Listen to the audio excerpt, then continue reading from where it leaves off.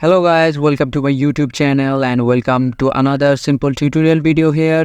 And today I'm going to show you how you can completely uninstall CapCut software from your Windows PC. So without any delay, let's start our video. First of all, go to the search button and search for control panel.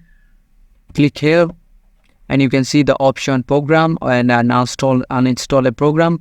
Click that option and search for your CapCut application. Just click here.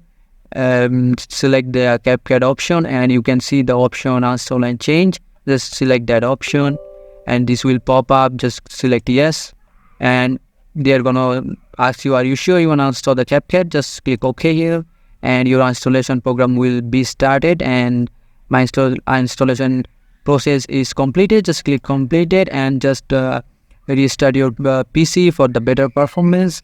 And this is the video, and I hope this video helps you. If this video helps you, consider subscribing to my channel, and I will see you guys on the next one.